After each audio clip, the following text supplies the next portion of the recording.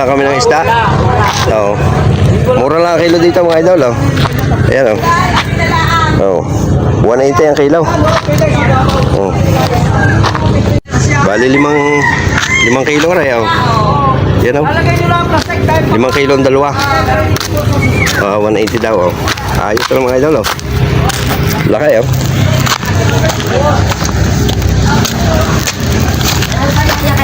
At yun nga mga idol, dito sa amin magsabi ka lang sa mga mangingisda at pag sila'y nakahuli ay siguradong meron ka. Yun nga lang, siyempre babayaran mo.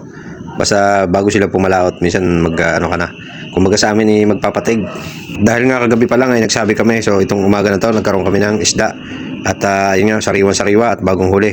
Kaya naman hinahasa muna natin ang ating itak at para sa pagkakatay ng ating isda ay medyo matalas.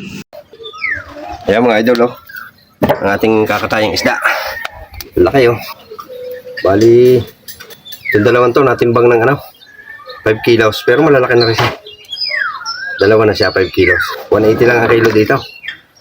At dahil nga sariwa at siyempre kahuhuli lang at medyo mura din dito ang presyo.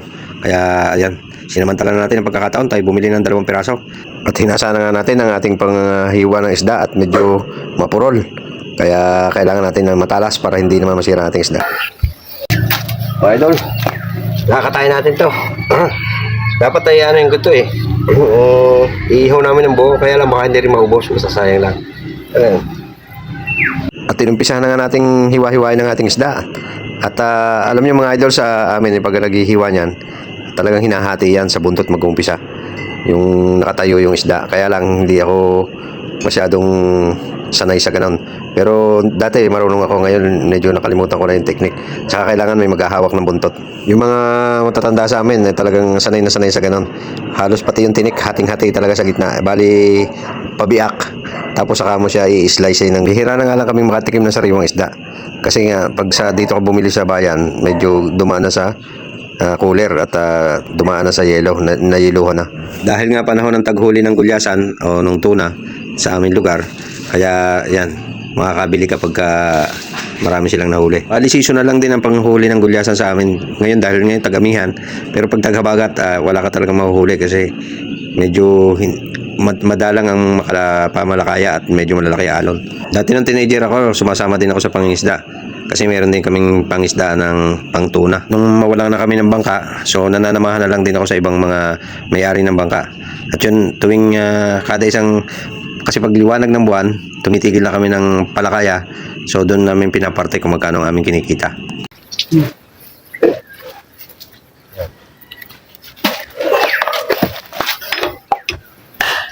Ako.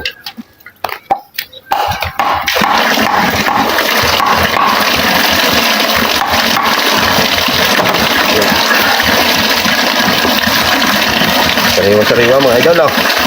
Sariwa-sariwa ang ating isda.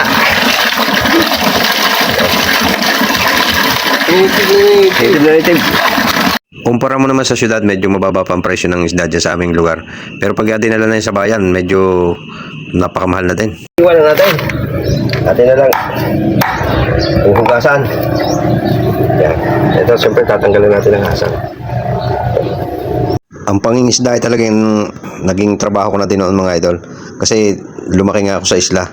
At halos edad 20 anyos na ako nung lumipat kami dito sa syudad. Naalala ko nga yung aming bangka na bumabiyahe ng Palawan. Medyo malaki-laki yun kaya may mga tauhan din kami.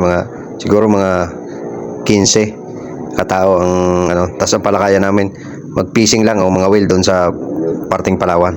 Noong panahon noon, hindi pa masyadong mahigpit dyan sa Palawan. Sa katunayan nga, nakakarating kami dyan sa El Nido at nakakapag-fishing kami dyan sa mga bandang laot niyan.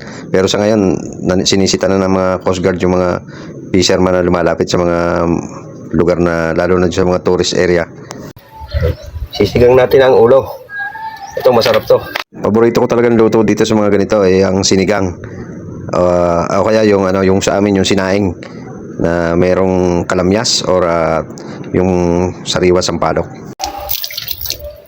Alright. So hanggang dito na lang mga idol. Paki-subscribe po naman ang aking channel, Tito Amar TV. Huwag niyo kalilimutan. Salamat.